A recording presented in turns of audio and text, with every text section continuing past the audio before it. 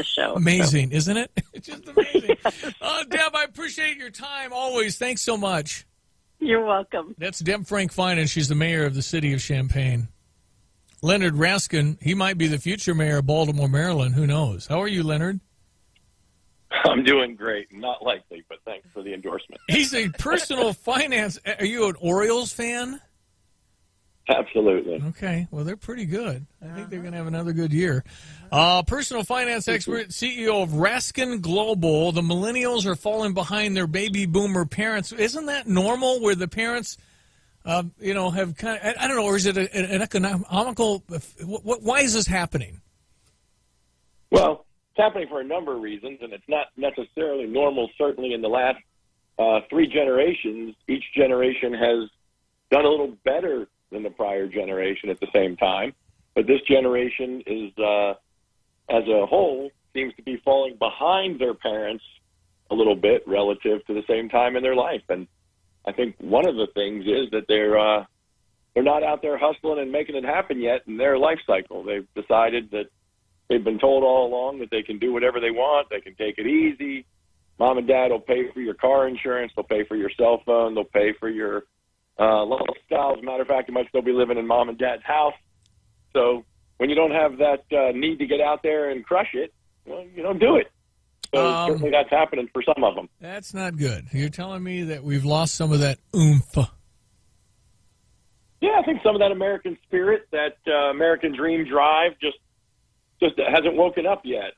But I certainly wouldn't say it for all of the millennials. There are a whole lot of them out there doing great things already, but there's a whole bunch of them that set the stereotype that say, hey, you know what? I'll be happy being a barista at Starbucks and traveling the country and doing what I want to do. And someday I'll be able to save the world, and I'll be president of Company X next week probably. So to say what is your plan is appropriate? Yeah. The thing is they don't have one. They just know they're going to get there. Okay. So they'll start getting there soon enough, but right now they're not. Listen, it's not easy, and certainly you want your kids to get after it. There's no doubt about that. But again, maybe were we spoiling them too much? Coddling? Is there a sense of entitlement, and what do we do? Well, I think one of the things is we've given them too big of a safety net. Instead of a safety net, we've kind of given them a cocoon. And I think one of the things that has to happen is some of them just have to be cut free. We meet with clients often, and we see the baby boomers that are carrying, as I said before, the car insurance, the cell phone. They're still giving the working millennial an allowance, for goodness sake. Okay. And that's just crazy. You need to say, okay, you're a grown-up now. Get on with it. And if they need to get a second job, go get that second job. They need to work and do what they need to do. Yep. Leonard, good words. How do people find you?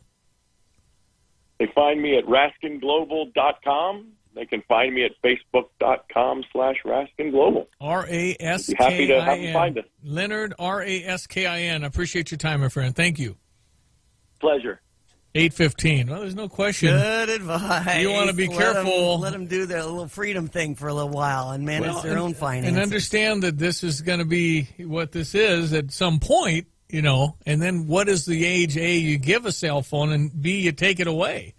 When do they pick it up? I think it's when they start earning money. Agreed. I think when they start earning money, they probably, certainly full time. Right. Then you've got the insurance yourself, and you've got all that stuff. Right. But again, some of my nieces and nephews started at 16, and they do know the power of money and budgeting.